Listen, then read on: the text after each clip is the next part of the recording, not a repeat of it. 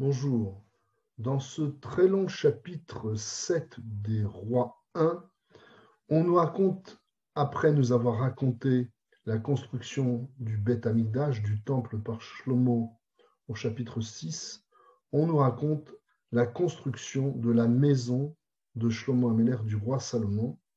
qui jouxte le Beth Amikdash. La construction du Beth Amikdash a pris 7 ans, celle de la maison du roi Salomon, 13 ans. Il était moins empressé, semble-t-il, à la construire. Elle n'en était pas moins magnifique. Si vous lisez les détails de ce très long chapitre, on a presque, on pourrait dire, une débauche de moyens techniques, de moyens en termes de matériaux, puisque l'essentiel du matériau qui compose cette maison, ce sont l'or et le cuivre, et de moyens humains, puisque Shlomo, comme nous le dit le verset 13 de notre chapitre, envoie chercher, envoie chercher un certain Hiram qui est de Tyr, de la ville de Tsor. Ce Hiram, en apparence, n'a rien à voir avec le roi Hiram, qui avait prêté main forte dans la construction du temple au roi Salomon, en convoyant le bois qu'il savait couper et transporter par la mer jusqu'à Jérusalem. Ce Hiram, nous dit le texte, est un homme simple de la tribu de Naphtali. Il est orphelin, sa mère est veuve d'un homme de Tsor, on ne sait pas trop s'il fait partie du Béné Israël ou d'une nation autre. En tout état de cause, dans la construction de la maison du roi Salomon, il y a une contribution à la fois du roi Salomon, qui est de la tribu de Yehuda, et on pourrait presque dire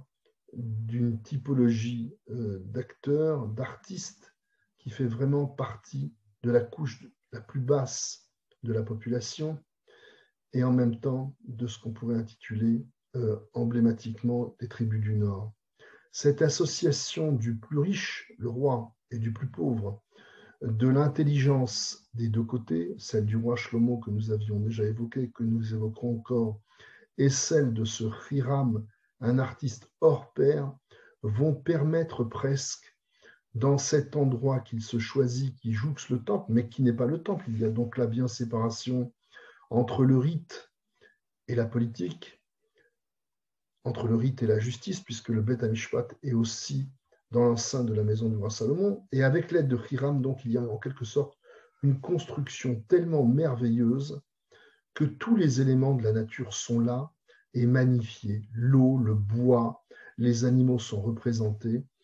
de façon figée avec de l'or ou du cuivre, et tout ça fonctionne harmonieusement et est très impressionnant, un petit peu comme si le roi Salomon avait tenté de reconstruire une forme d'endroit qui serait similaire au paradis, et où tout serait rassemblé de façon idéale et harmonieuse, justice, beauté, richesse, animaux, fleurs. Tout ça, nous dit le très long chapitre 7, se termine en nous disant que malgré toute cette magnificence, Vatishlam kol hamelacha asher asa hamelech Shlomo bet Adonai, vayave Shlomo et kodesh David Avid, et hakesef et hazav et hakelim natan beotzarot bet Adonai. Bien qu'il y ait eu des moyens considérables pour construire cette maison, le verset nous dit que David n'a pas pioché, n'a pas utilisé, entre guillemets, les économies de son père, le roi David, dont il a fait intégralement don au trésor public. Il ne souhaitait pas, semble-t-il, que l'argent qu'avait amassé le roi David en obtenant des butins au travers de ses guerres, des guerres qu'il avait menées pendant toute sa royauté, 40 ans, servent d'une façon ou d'une autre, ou contribuent d'une façon ou d'une autre à construire la maison du roi Salomon. Nous verrons comment cette proximité, mais pas ce mélange de la politique et du rite, va s'exercer lors de la royauté du roi Salomon. Je vous remercie et à demain.